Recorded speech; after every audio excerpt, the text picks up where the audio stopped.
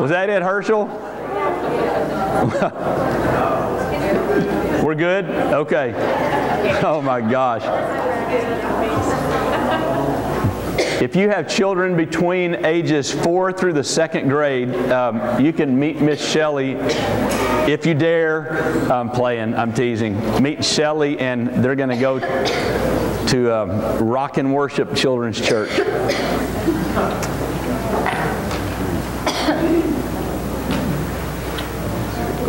Anybody else?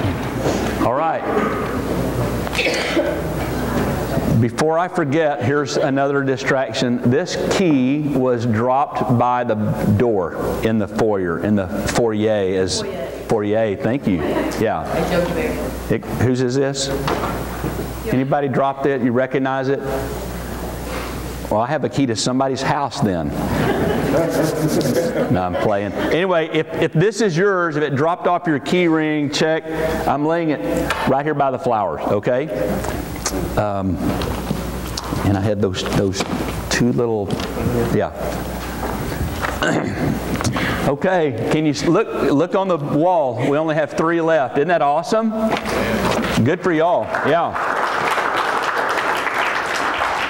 So somebody, the same hands you clapped with, you need to go grab one, all right? And if you will, let's see, Elisa and Gary. Elisa has something going on with her gallbladder. And so that's what we're praying about. And so that's, Gary called right before church. I'm not going to make it. Elisa, whatever. So he's not here. If you would like to sponsor a child, can you take care of that, Josh? Corey, I'm sorry. Corey, are you going to be here for a minute right after church? Okay. If you would need to talk about Corey, and Josh is here somewhere, Josh can help. But if you're interested in that or have a question, Corey and Josh can help take care of that, okay? So 2 more are down. Isn't that awesome? Okay, speaking of Moldova, so yesterday about, I don't know, late morning, my phone rings, and it's a Texas area code. And I thought, who in the world? And so I answer, hello, Daddy? I'm like, my head was spinning. It's like, okay, I only have one in Texas, and it's a boy. I don't have any other children in Texas, and I know Abby's in Moldova. That can't be her. Hannah is in she's in San Francisco today. And her phone is not a Texas phone. What in the world? So all that's going through my mind in about 5 seconds. Daddy, it's Abby. Like, what? And so somebody on her team had an international wireless thing that they bought, and so she was able to call. And doing well. There's 6 feet of snow, and it's like incredibly cold, but she's so excited.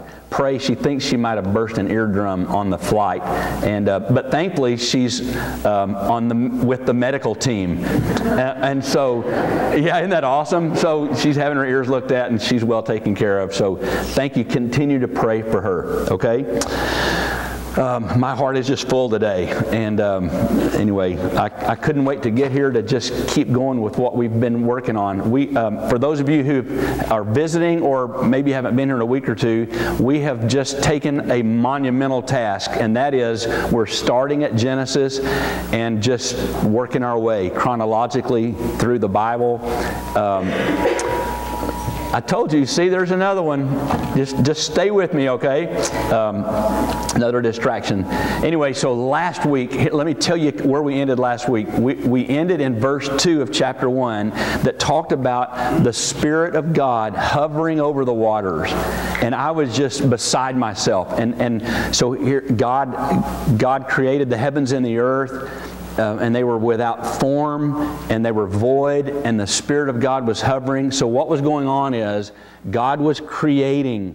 See, love, listen to this sentence, love longs to express itself. Think about it, guys, when you were, hopefully you're still doing this, but when you were first fell in love with who is now your wife, you long to express yourself. And, we're not very good at it, but, ladies, your love longs to express. And so John says God is love, and so God begins, he's just longing to express himself. And so he begins this expression by creating this, it was a mass then. It was without form, and it was void. It didn't have mountains and stuff yet. It was just this blob, I guess was how you would say it. And in this thing, the Spirit of God was hovering over the waters. And what we looked at was that God was going, oh, I can't wait. I cannot wait. I'm in love with you. The expression of my heart is to love, and I'm creating, and I mean just the Spirit of God hovering. And that word comes from a word that we talk about, brooding, but it's this mothering, this drawing to yourself. And so that's where we left it. That's what was going on with God. Okay, so that's where we are. So from that, the second right after that, God goes, okay, let there be light. So here's this shapeless, unfinished world. But God did not have a shapeless, unfinished world in mind before creation. He had a plan. One of the things that you're going to find out as we study through creation is God is a God of order. And I'm getting away a little bit, but what I want you to learn to do is hear you begin to see these things of God, the nature of God. And one of the things you're going to see is God is a God of order, not a God of disorder. And one day you tuck that in somewhere, and when your life seems chaotic, you go, something's amiss, because it can't. God is a God of order. Okay, so he says, let there be light. Now watch, think about this. So God is making something he didn't need. What? I'm going to show you. This is awesome. For light and darkness are the same to him. Look, write these down. I'm going to fly through these. Write them down. I'll let you open up in a minute, but just jot these so you can look. Psalm 139:12 says, even the darkness will not be dark to you. The night will shine like the day, for darkness is as light to you. So God didn't need the light, right? Light and darkness are the same to him. Psalm 104:2 says he wraps himself with light as in a garment.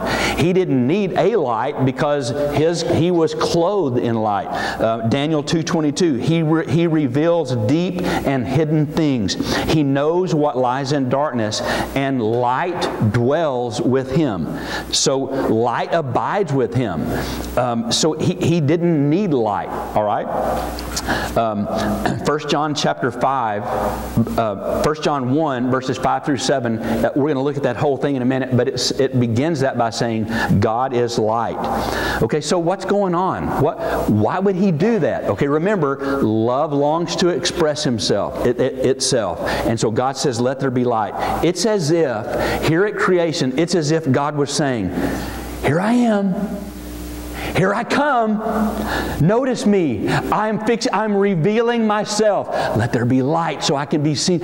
I want you to see. Terry and I talked a long time yesterday about this whole God wants us to see. And so he's going, here I come. Here I am. Pay attention. Look closely, for everything I create, everything I do, all that I perform is to reveal more of myself to you so that I can be known. God longs to be known. And here at creation, he's going, find me, find me. Steve, come find me. I desire fellowship. I've been brooding over this. I've been waiting. I've been preparing. I've been planning. I've been anticipating what's about to unfold. You can just feel that kind of thing coming as he's brooding. He goes, let there be light. Romans chapter 1, verses 19 and 20. Jot that one down. Okay, listen carefully. Listen to this. Since what may be what may be known about God, or what may be knowable about God, is plain, because God has made it plain. Watch. For since the creation of the world, God's invisible qualities, His eternal power and divine nature, have been clearly seen. Listen to, Paul finishes this little passage with this: being understood from what has been made. Okay, the word plain there is from a word whose root is phos, phos. Anybody know what that means? Light. Can you see it? Here's light. Let there be light. So, and so let me read this again. Since what may be known about God is plain, it's in the light, it's been made light, for since the creation of the world, His invisible qualities have been clearly seen. Why? Because He wanted to be known. Isn't that incredible? God wants you to know Him. Everything He does is to bring you to Him. He wants to have fellowship and to be known. Okay. And so He creates this world and this universe in a way that screams, know me! Know me, Janet! I love you. Look for me. I want to be known. I want to love you. I want to be loved by you. Seek me and I'll let you find me. I want to reveal myself to you. Okay, so God doesn't do anything on impulse. Everything He does has been thought out, planned, foreordained. Every move He makes has a plan behind it. Ephesians chapter 2, verse 10. He is not haphazard. He is a God of order. I thought we were going to get all 6 days today. I was going to go through creation and get to the Sabbath so we could talk about that Wednesday night.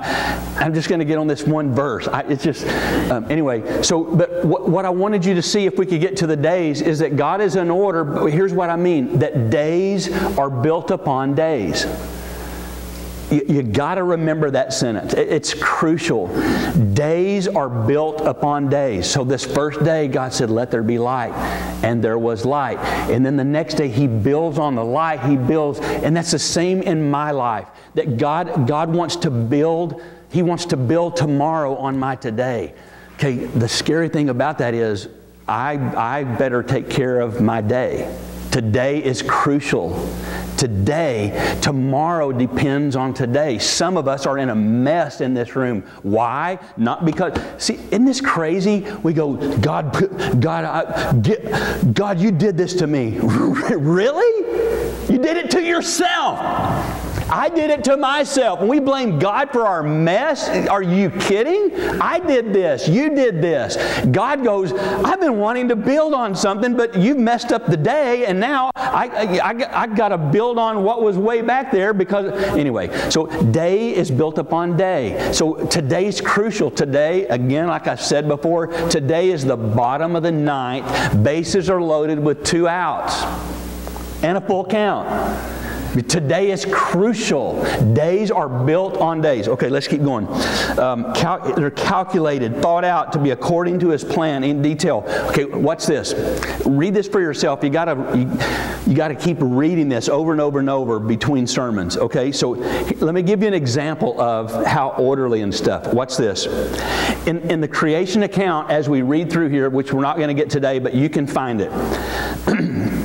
The expression, and He said, occurs 10 times.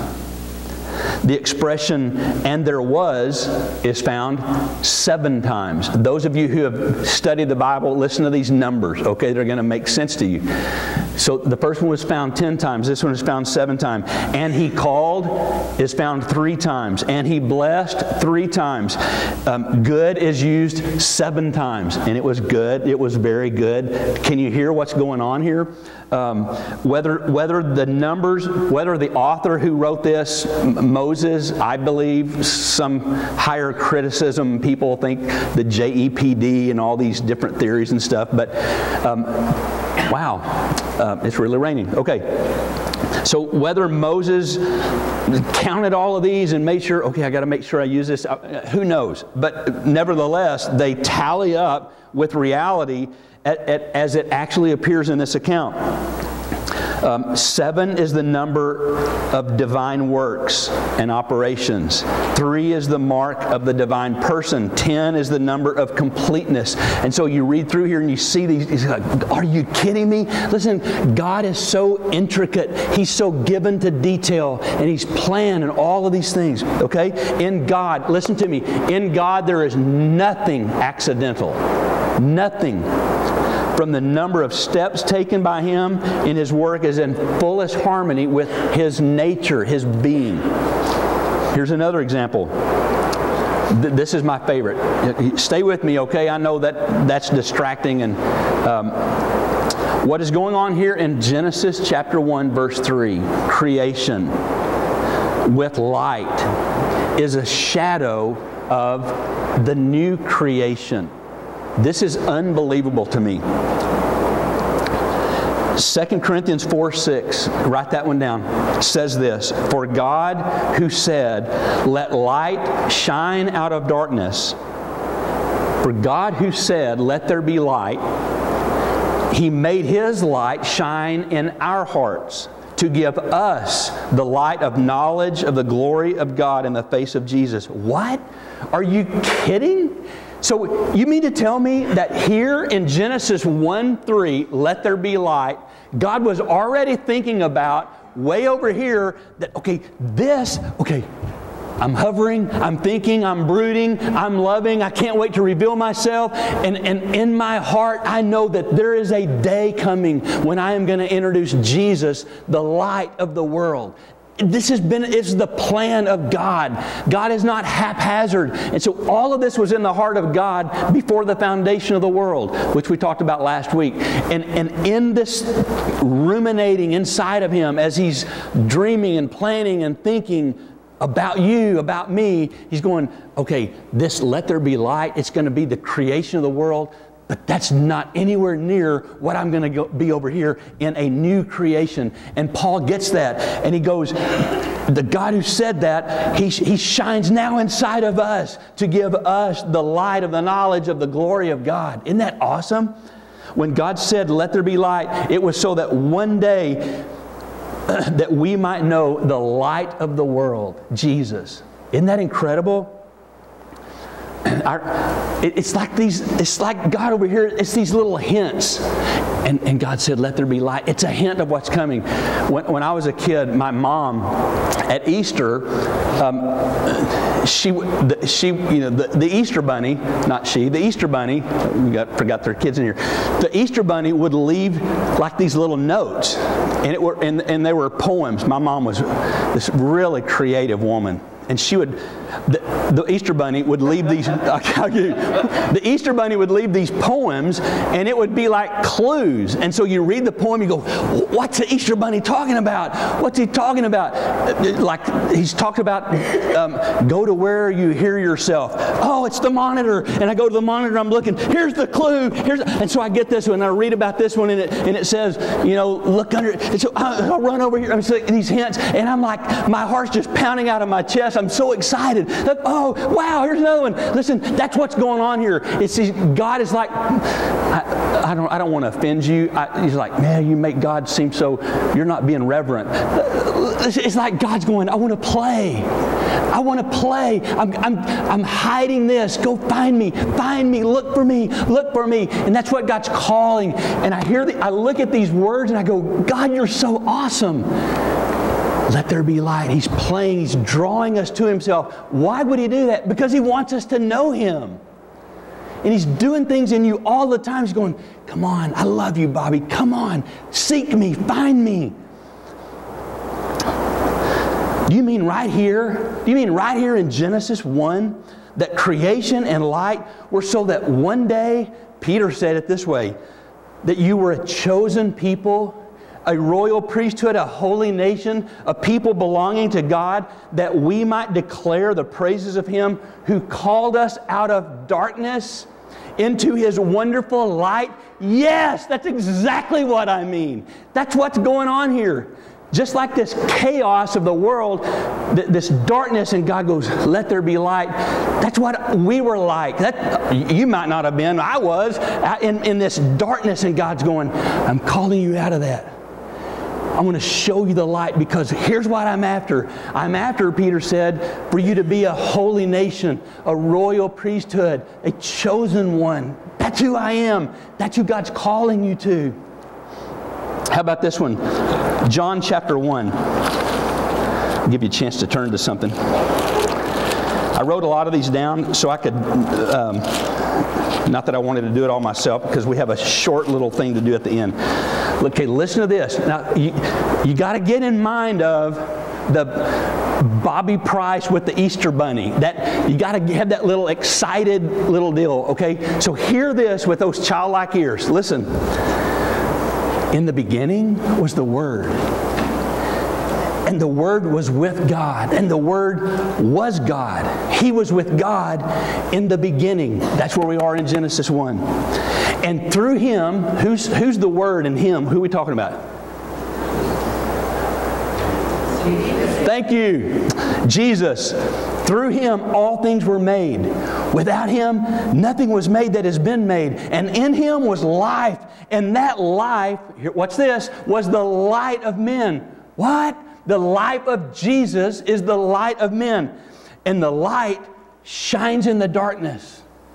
The light shines in Garrison's darkness, and in Ronnie's darkness, and in Stoney's darkness. The light shines in the darkness.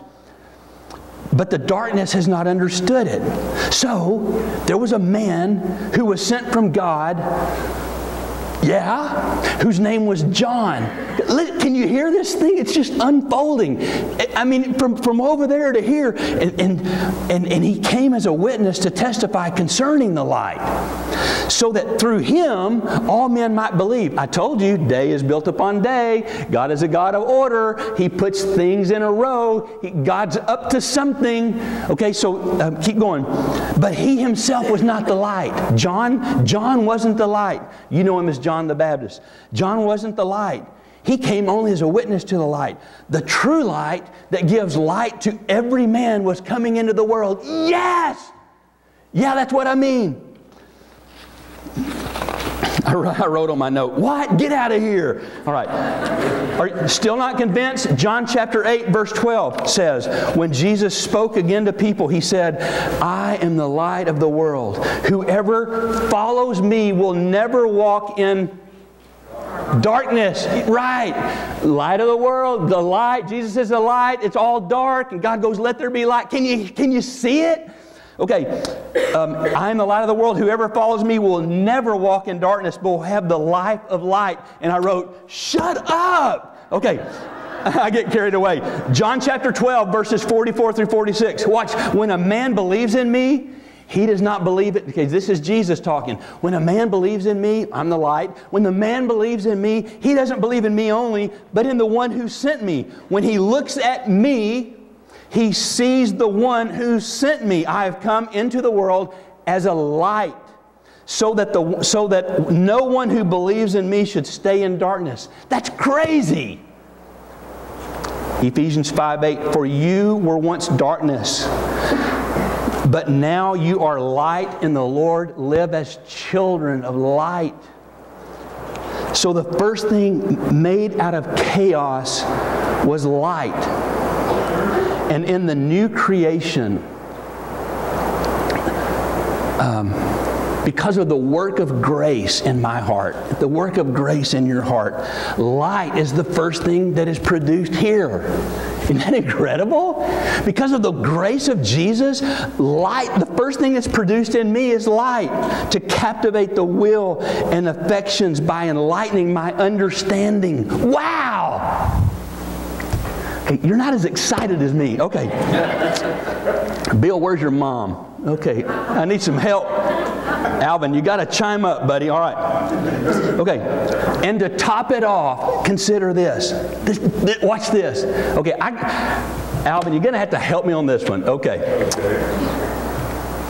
This was not only the first day of the world. It was the first day of the week. Watch.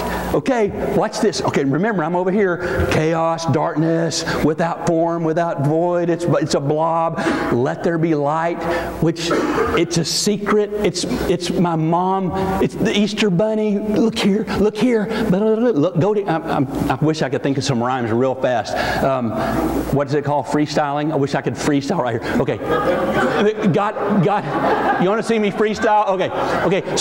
So it's like these secrets. It's like God's going, okay, the creation, the light of the world that's coming, blah, blah, blah, blah, blah. Okay, so that was the first day of the creation, but it was also the first day of the week. Listen to this.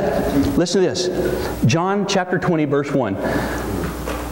Early on the first day of the week, while it was still dark, Mary Magdalene went to the tomb. Get out of here! Isn't that incredible? Isn't that awesome? On the first day of the week, that is when Jesus rose from the dead and the light of the world.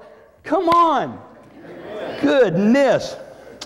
So just as God spoke into the disorder and the emptiness at creation and introduced light, so He speaks into my confusion and my darkness and my chaos and my emptiness. And He brings the light of grace because of Jesus, the light of the world. And He touches me. And everything inside of me absorbs this light. And I have been born again and made new. Golly. So just as the physical world benefits from that life, we benefit from that light spiritually. Okay? So this is like two minutes in one. Remember that? It's like 2 sermons in one. Okay? So I'm really showing my age. Some of you are too, because you laughed. So for those of you that like to do lists and stuff, this part's for you. Okay? So here's in my mind, this is just how my mind works. I'm like, okay, all that stuff's awesome, but I want to see that walked out. How do I walk that out, God? What is all this saying? And I mean, I'm like tearing this concordance apart, looking at light and all this. So here, I want to show you this. I want to show you spiritual benefits. Not that we go after Him for benefits. Well, never mind. All right. Let me show you some benefits of the light.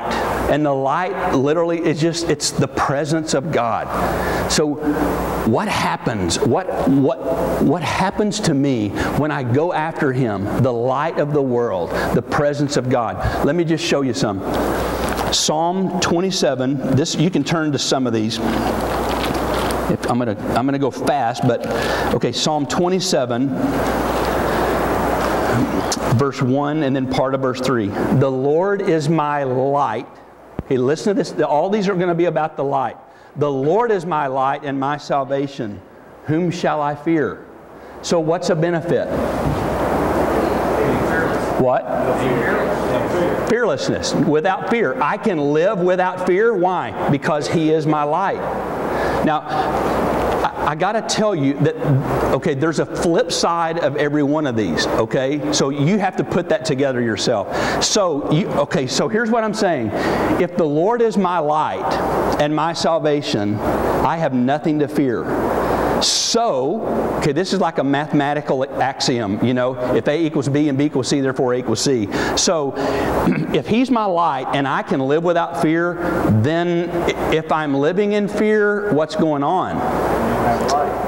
Yeah, something's going on with me and the light, right? So you got to give yourself these little, take your pulse here, okay? If you are fearful, if there's, and I'm not talking about like, you're afraid it's going to flood. I'm not talking, but if fear, like, is this thing in your life, yeah, don't say those words, then something is going on between you and light, right? Okay, so one of the benefits of that is it keeps me from fear. The Lord is a stronghold of my life. Of whom shall I be afraid? And then down in verse 3, the bottom half. Even then will I be confident. Why is there confidence? Because the Lord is my light and my salvation. Okay? So I can live without fear and I can live in confidence. Okay? Psalm 36, we're just going to kind of put these in order so you don't have to skip around a whole lot. Chapter 36, Psalm 36. Verse 9. For with you is the fountain of life, and in your light we see light. So in His light I see light, and because of that I experience the fountain of life, which the word means to experience, to have, to enjoy. So I live life to its fullest. Life like every second of every day. I told Abby, I said, Abby, you milk every single second out of this thing. We've taught all of our kids that. You suck every ounce of everything you can get out of the life. the fullness of life. John 10:10 talks about, I've come that you might have life and have it abundantly. Who's speaking? The light of the world.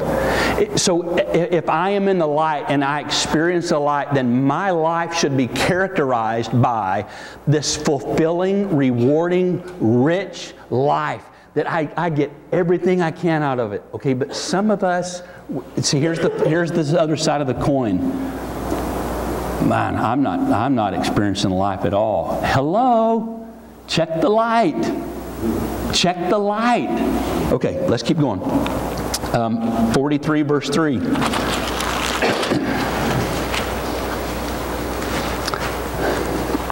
Send forth your light and your truth, and let them guide me. So what's a benefit of light? Guidance. Guidance. And let them bring me to your holy mountain, to the place where you dwell.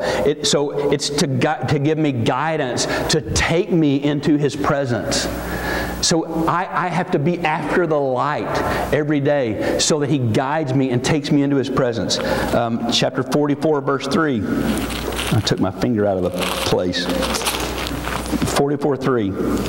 It was not by the sword that they won the land, nor did their arm bring them victory, but it was your right hand, your arm, and the light of your face, for you loved them.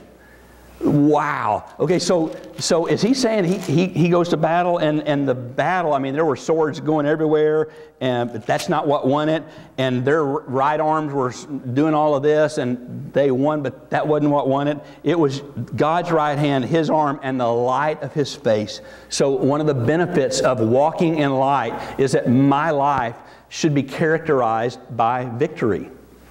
My life should be victorious. Now, I'm not talking about, I'm going to have my days and I'm going to have my slip-ups. I'm talking about, but the characteristic of my life, because of the light of the world, I ought to be living victoriously, in victory. Okay, are you with me? I know I'm just flying through these. Okay, Psalm 89, verse 15.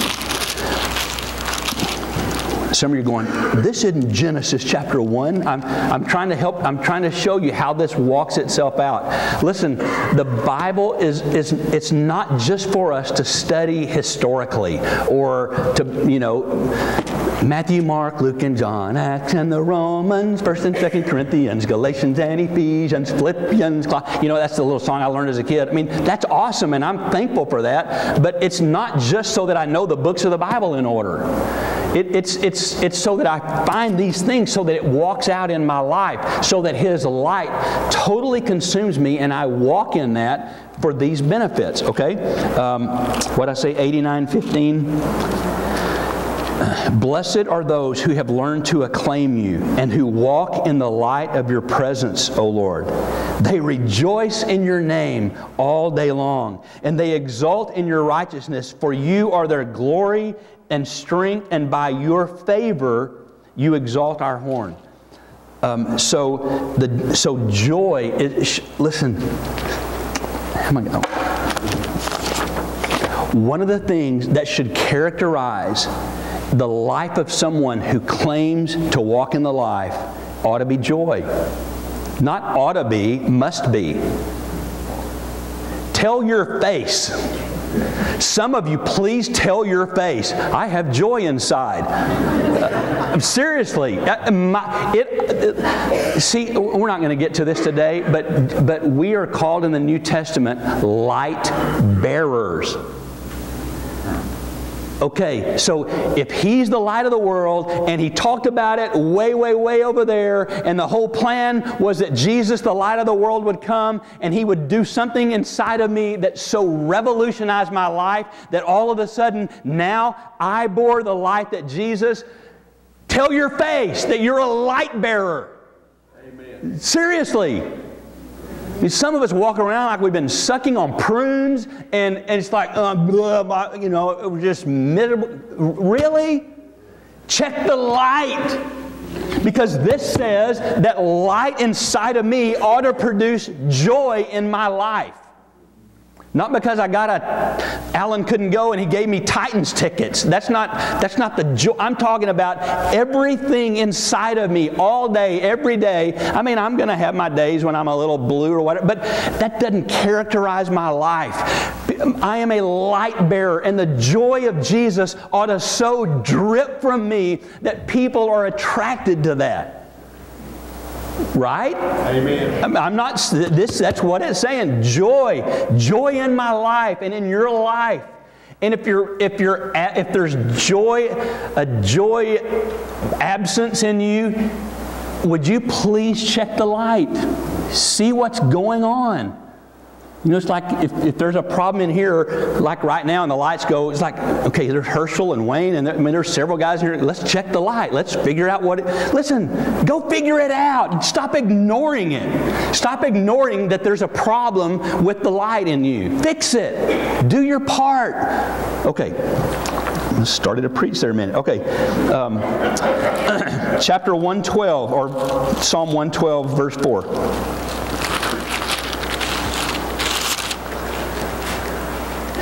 Even in darkness, light dawns for the upright, for the gracious and compassionate and righteous man. That even in darkness, even in my deep hurts, even in my disappointments, light dawns, and it leads me through those times. Listen, I get that you have seasons where it's like, golly, this is hard. Financially, maritally,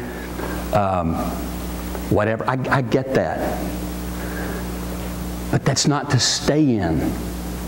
Because light dawns for those. Did you remember what we just read? So we're not going, oh, life is so good, everything's hunky-dory, how you doing? Fine.